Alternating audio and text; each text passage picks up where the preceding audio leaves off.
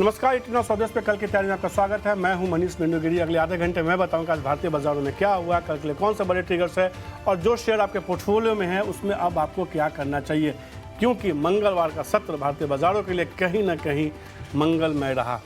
कई दिनों के गिरावट, कई दिनों के उतार चढ़ाव के बाद आज बाजार का मूड माहौल सुधरता हुआ दिखा, लगा कि सब कुछ अच्छा होता हुआ दिख रहा है। अगले आधे घंटे में इस पर चर्चा करेंगे, लेकिन फटाफट आपको बता दें कि शो चूंकि आपका है तो शो में आप अपने सवाल भी भेज सकते हैं।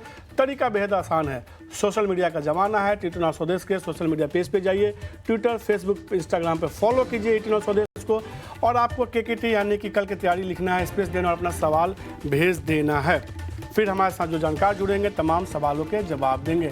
इसके अलावा एक और तरीका है, यूट्यूब का तरीका, वो और भी आसान तरीका है। आप यूट्यूब पे जाइए, कल की तैयारी शो को देखिए, तो शो में न केवल आपके स्टॉक्स, कई सारे स्टॉक्स पे चर्चा होती है, और जो हमारे जानकार होते हैं किसी भी शेयर के बारे में हर तरह की बातें बताते हैं, जिसका नतीजा ये होता है कि आप उन शेयरों के बारे में खुद से भी जानते हैं, उन शेयरों के बारे में भी जानते हैं जो आपके पोर्टफोलियो में नहीं होता है। तो आप जान सकते हैं कि उन शेयरों के बारे में क्या करना चाहिए। आप अपना एक नज़रिया बना सकते हैं इन्वेस्टमेंट को लेके, और आप इस शो को देखिए और कमेंट बॉक्स में आप अपने सवाल भेज सकते हैं। फिर वहाँ से जो हमारे जानकार होंगे उनसे मैं आपका सवाल पूछूंगा और जानने की कोशिश करूँगा कि जो शेयर आपके पोर्टफोलियो में उसमें क्या करना चाहिए। लगातार हमने कल भी देखा था, रैपिड फायर राउंड के तौर पे मैंने फटाफट तमाम शेयरों पर चर्चा की थी। आज भी वैसे ही कोशिश करने की कोशिश करूँगा, और आज मैं ज़्यादा समय नहीं लूँगा भारतीय बाजारों को लेकर, क्योंकि आज का मूड माहौल ठीक था। निफ्टी का हाई लो देखिए फटाफट।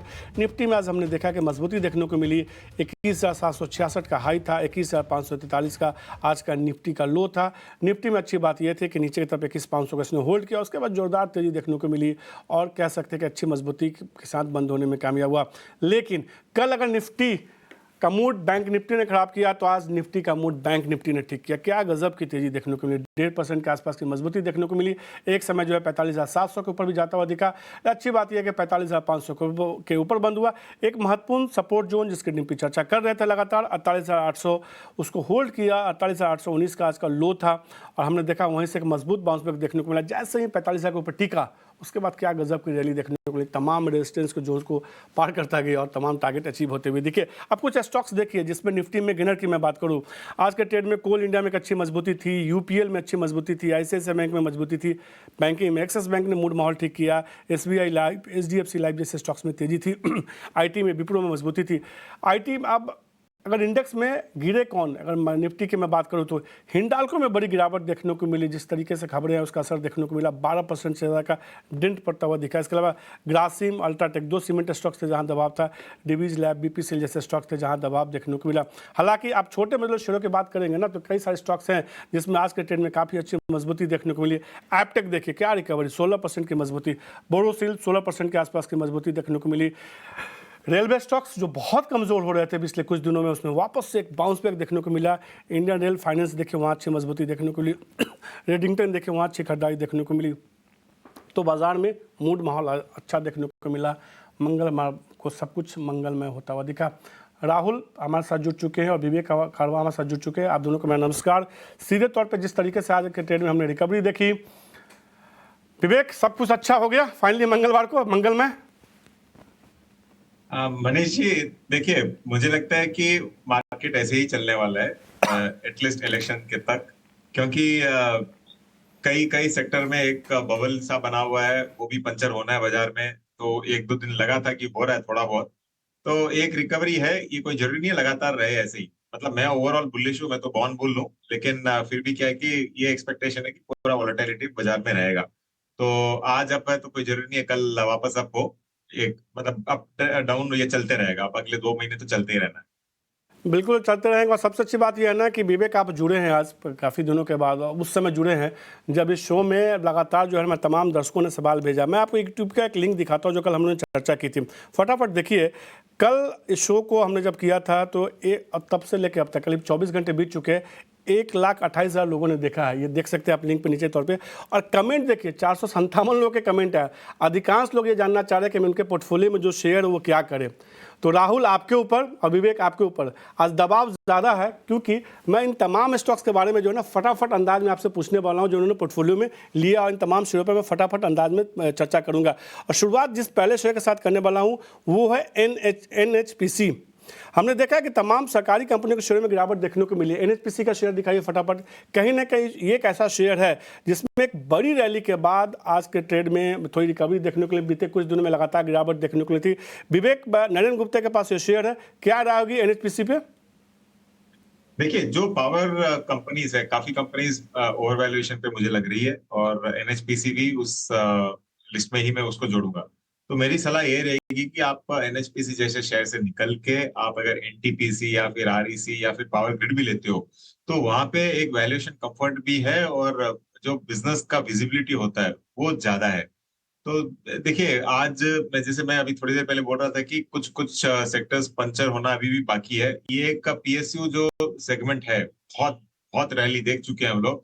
इनफैक्ट जो पीएसयू म्यूचुअल फंड्स है वो 220% रिटर्न दे चुके हैं अगले पिछले 9 महीने से लेकर 10 महीने के अंदर। तो इतना बड़ा रैली होने के बाद बहुत वैल्यूएशन कॉस्टली दिख रहा है। तो मेरी तो सलाह ये रहेगी, स्विच आउट कीजिए मे बी एनटीपीसी, आरईसी या फिर पावर ग्रिड में। तो ये कंपनीज बढ़िया रहेगी एनएचपीसी से। तो एनएचपीसी पे प्रॉफिट बुकिंग की सलाह रहेगी। तौर पे स्विच की आरईसी पे, एनटीपीसी से स्टॉक्स में। आफ्ताब हुसैन का सवाल है, दीपक फर्टिलाइजर पे 40 शेयर है, 700 रुपये के भाव पे, वो जानना चाहते हैं कि क्या करें। जिस तरीके से हमने देखा है कि इन स्टॉक्स में थोड़ी प्रॉफिट बुकिंग देखने को मिली है, इनको नुकसान हो रहा है 8,000 के आसपास का। राहुल, क्या राय होगी दीपक फर्टिलाइजर पे आपकी? अनम्यूट कर दिए राहुल। सॉरी, सो दीपक फर्टिलाइजर पे उनका जो एंट्री लेवल है वो तो अभी हाल ही में मुनासिब नहीं लग रहा है। स्टॉक का जो बाई लेवल है वो अभी भी 10% दूर 450 455 के आसपास है, जहां से एक पोटेंशियल रिवर्सल दिख सकता है। तो अनफॉर्चुनेटली इतने गहरे फॉल के बाद एग्जिट भी नहीं कर सकते। मैं उनको सलाह दूंगा कि अगर 455 वाला लेवल भी टूट जाए तो बिल्कुल एग्जिट करके दूसरे स्टॉक में निवेश करना चाहिए, वो एक लास्ट होप रहेगा। ये रहा आतिश सेतु पे दीपक फर्टिलाइजर पे। धवल पटेल का सवाल है नेशनल फर्टिलाइजर पे, 400 शेयर के पास है, 117 रुपये के भाव पे हमने देखा है। और ये एक ऐसा स्टॉक है ना, सीधे तौर पे एनएफएल में हमने देखा था कि अच्छी रैली देखने को मिली थी, उसके बाद वापस से ये शेयर जो है मुनाफा वसूली के दबाव में जा रहा है। क्या राय होगी आपकी तरफ से विवेक? देखिए, फर्टिलाइजर स्पेस से मैं थोड़ा दूर रहना पसंद करूंगा, और नेशनल फर्टिलाइजर भी उस स्पेस में आता है। वैल्यूएशन भी कंफर्टेबल नहीं है, और देखिए, हर बजट के पहले फर्टिलाइजर थोड़ा दौड़ता है, लेकिन इस बार क्या है कि पूरा बजट भी नहीं आया, और जब जुलाई 5 को फुल बजट आएगा तब तक मानसून सीजन खत्म हो चुका होगा लगभग। तो अवॉइड की ही सलाह रहेगी फर्टिलाइजर्स में। हाँ, आपको अगर बने रहना है तो जैसे दीपक फर्टिलाइजर्स वगैरह है, जिसमें नाम फर्टिलाइजर लेकिन काफी स्पेशलिटी केमिकल्स का भी बिजनेस है, तो वैसे कंपनीज आप लेते हो तो बेटर प्लेस्ड रहोगे। नेशनल फर्टिलाइजर्स अवॉइड रहेगा मेरी तरफ से। मुझे पे ये रहती हुई कि अवॉइड रहेगा। जो अगला शेयर जिसपे कि हमारे गेस्ट में दर्शक ने सवाल भेजा, वेंकट रॉय का सवाल है, यूपीएल पे 200 शेयर है, 400 रुपये के भाव पे, वो जानना चाहते हैं क्या करें। हमने देखा था पिछले दोनों शेयर में गिरावट देखने को मिली कई सब खबरों की वजह से, हालांकि इनका खरीद भाव अभी काफ़ी नीचे है। यूपीएल पे क्या राय होगी राहुल? तो दर्शक का प्राइस अगर मैंने सही सुना अराउंड 200 रुपए के आसपास है या नहीं 400 नहीं, रुपए के 200 शेयर आसपास है, 400 का भाव है। ओके, तो 400 का अभी फिलहाल जो करेक्शन है यूपीएल पे एक पॉज ले सकता है, क्योंकि एक बहुत ही बेहतरीन लेवल पे आया है। तो डेफिनेटली बने रहना चाहिए, इतना वेट किए तो होल्ड करना चाहिए। पहला टारगेट 525 एक्सपेक्ट कर सकते हैं चार्ट पे, जो अभी भी एक 10% ऊपर है यहाँ से। जो अगला सवाल है नवीन फोरलिन पे है, इनके मालवीय जी का सवाल है, 14 शेयर के पास है, 3,697 रुपये पे, वो जानना चाहते हैं क्या करें। विवेक, क्या राय होगी नवीन फोरलिन पे? देखिए, ये कंपनी पे मैं होल्ड की सलाह दूंगा। वैल्यूएशन थोड़ा डिस्कम्फर्ट मुझे यहाँ पे भी लग रहा है, लेकिन होल्ड की सलाह इसके लिए रहेगी क्योंकि जो ये स्पेस है, पर्टिकुलरली जो फ्लोराइड्स है, स्पेशलिटी और फ्लोरोस है, ये सब आई थिंक आगे चल के भी अच्छा करेगा। तो इस पे होल्ड की सलाह रहेगी, इसको आप रखिए। और मुझे लगता है कि यहाँ से आपको 7-8% का रिटर्न और मिल सकता है। होल्ड करने की सलाह, यहाँ से और अच्छा रिटर्न देखने को मिल सकता है। सूरज जी का सवाल है, इलेक्ट्रो स्टील कास्टिंग पर उन्होंने सवाल पूछा है, 60 शेयर 80 रुपये के भाव पे है। हमने देखा कि पिछले कुछ दिनों से शेयर में थोड़ा दबाव देखने को मिला है, हालांकि इनका खरीद भाव काफ़ी नीचे है। राहुल, क्या राय होगी? 200 से शेयर पिछले कुछ दिनों में गिर के 157 के आसपास आ गया। एक स्टॉप लॉस इनको कम से कम बता दीजिए आप। तो एक्चुअली प्राइस उन्होंने 158 पे, जो करंट मार्केट प्राइस 158 है, उन्होंने शायद एंटर किया था 80 रुपए पे। तो जाहिर सी बात है स्टॉप लॉस इस प्राइस पे बनता है। 141 का स्टॉप लॉस मैं दूंगा उनको और होल्ड करने की सलाह दूंगा, क्योंकि करंट कैंडल जो बना है बहुत ही लंबे विक का कैंडल बना है जो एक पॉजिटिव साइन है। तो 141 का स्टॉप लॉस रख के होल्ड कीजिए अपसाइड की तरफ। होल्ड करने की राय होगी सीधे तौर पे। जो अगला शेयर है राजकुमार जी का ट्रेंड का पे सवाल है, 300 शेयर है, 3,800 रुपये के भाव पे क्या गजब की तेज़ी देखने को मिली है। बीते कुछ दिनों में देखिए विवेक, पूरे बाजार में एक उतार चढ़ाव था और ये शेयर की चाल बिल्कुल अलग थी। 3,000 से ये शेयर 3850 हो गया केवल 5 दिनों में। क्या राय होगी ट्रेंड पे? देखिए, आपको मुनाफा मिल रहा है, घर भी लेके जाना चाहिए कभी कभी मुनाफा, और ये नहीं कि आपके सिर्फ स्क्रीन पे या फिर पेपर पे रह जाए। तो इन दामों में, इन लेवल्स पे और इस वैल्यूएशन पे मेरी ये सलाह रहेगी कि आप प्रॉफिट बुक करो। कंपनी बहुत सुपर्ब है, कंज्यूमर जो ट्रेंड है इंडिया में वो अभी भी चलते रहेगा, लेकिन इन भावों में आपको एक बार प्रॉफिट बुक करना चाहिए। जब नीचे आता है तो वापस बात कर सकते हैं, लेकिन अभी कॉस्टली लग रहा है। तो अभी महंगा लग रहा है, अभी के लिए एक बार के लिए प्रॉफिट बुक कर ले। और सही बात है, पेपर पे मुनाफा देखने का कोई फ़ायदा नहीं, मुनाफा जब तक कि जेब में नहीं है। जो अगला सवाल है दिनेश राठौर का, आईडीबीआई बैंक पे है, 200 शेयर है, 97 रुपये के भाव पे। वो जानना चाहते हैं क्या क्या करे राहुल आईडीबीआई बैंक? आईडीबीआई का स्पेसिफिकली जनरली बैंक्स की बात करें तो पब्लिक सेक्टर बैंक्स, जैसे मेरे कोलीग ने कहा, तो थोड़ा हम केयरफुल रहना चाहते हैं जनरली पब्लिक सेक्टर एंटिटीज में। आईडीबीआई स्पेसिफिकली अगर बात करें तो होल्ड कर सकते हैं करंट मार्केट प्राइस पे। अभी भी 90 चार्ट्स पे दिख रहा है, आ सकता है शॉर्ट टर्म में। प्योरली ये शॉर्ट टर्म कॉल होगा 1 से 2 हफ्ते के लिए या मैक्सिमम 1 महीने के लिए। इरकॉन पे क्या रहा होगा सीधे तौर पे? सुमेश कुमार के पास सवाल है, 100 शेयर है, 253 रुपये के भाव पे।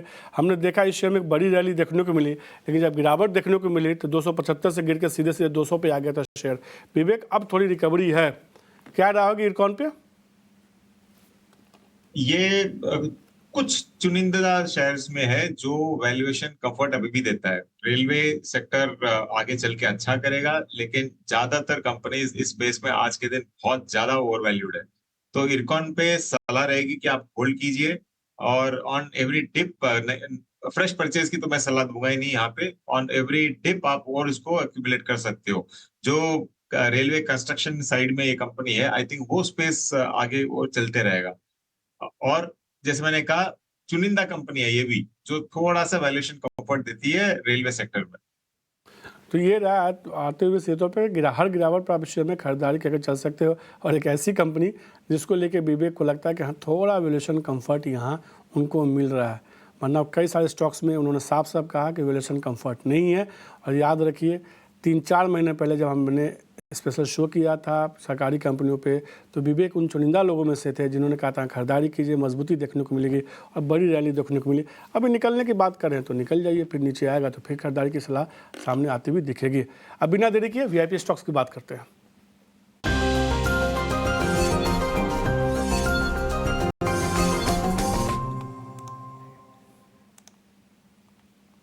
विवेक, आपके साथ शुरुआत करेंगे वीआईपी स्टॉक्स।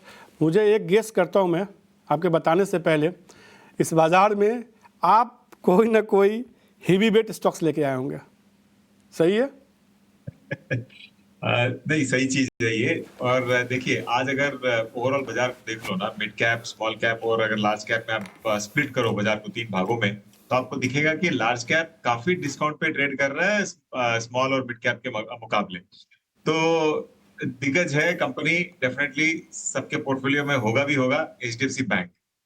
और एचडीएफसी बैंक इसके लिए, देखिए, एक तो बैंकिंग सेक्टर पे मैं बहुत बुलिश हूँ, बैंकिंग और फार्मा दोनों पे, क्योंकि ये दो ऐसे सेक्टर्स है जो दौड़े नहीं है। आज के दिन सब लोग रेलवे में घुसना चाहते हैं, फिर डिफेंस में घुसना चाहते हैं, जहाँ पे कुछ दिनों में मार भी पड़ी है।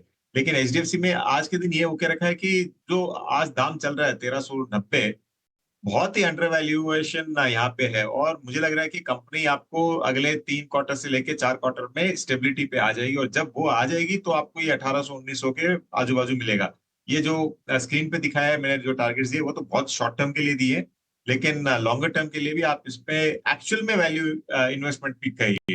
मतलब हमेशा हम लोग देते हैं, इतना कोई जरूरी नहीं है वैल्यू हो, लेकिन आज वाला जो एचडीएफसी बैंक है, ये तो मेरे हिसाब से बहुत ही सही में वैल्यू इन्वेस्टमेंट पिक है, इसको आपको पक्का लेना चाहिए। दूसरे तौर पर एचडीएफसी बैंक में खरीदारी करने की सलाह, 1480 का लक्ष्य होगा, 1320 रुपये का स्टॉप लॉस लगाना होगा। इन्होंने, विवेक ने कहा कि ठीक है ये छोटा लक्ष्य दे रहा है, लक्ष्य तो इसके ऊपर भी आता हुआ दिख सकता है। चलिए कुछ थोड़ा थोड़ा प्रॉफिट बुक करते जाइए, जब 1480 के आसपास आएगा तो विवेक खुद ही बताएंगे अगला लक्ष्य क्या होता हुआ दिखता है। राहुल, आपकी तरफ से कौन सा शेयर होगा? मेरी तरफ से आज लॉन्ग साइड पे ABRFL है।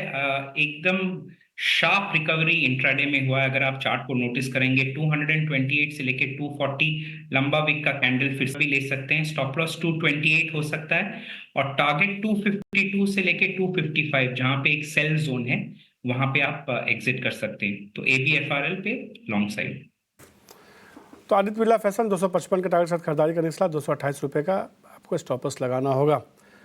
राहुल और विवेक, आपका शुक्रिया, आपने जो है फटाफट कम समय में ज़्यादा से ज़्यादा शेयरों के बारे में चर्चा की, आप दोनों का शुक्रिया। कल की तैयारी में आज के लिए इतना ही, मुझे दीजिए इजाज़त, नमस्कार। रुकिए जरा, चलते हैं कविता के पास। कविता, समय की थोड़ी कमी है, बनो अपना फाइनेंस मिनिस्टर, नाम ही सब कुछ बता देता है क्या है खास आज के लिए। बिल्कुल मनीष, आज दर्शकों के सवालों के जवाब तो हम देंगे ही शो पर, लेकिन उसके साथ साथ बहुत अहम टैक्स कैलकुलेशंस है। जैसे कि बहुत लोगों को ये नहीं पता होता कि वो अपने PPF को कैसे कैलकुलेट कर सकते हैं। 15 साल 20 साल आपने पैसे डाल दिए PPF में, लेकिन उसका ब्याज कैसे आप कैलकुलेट करें। उसके साथ साथ HRA एग्जेम्पशन को लेकर टैक्स डिडक्शन का गणित आप कैसे समझें। तो थोड़ा सा पेचीदा मामला टैक्स जिसको भी लगता है, आज हम टैक्स की पाठशाला लेकर आए हैं जहाँ पर हम बनो अपना फाइनेंस मिनिस्टर में चर्चा करेंगे। ब्रेक के बाद।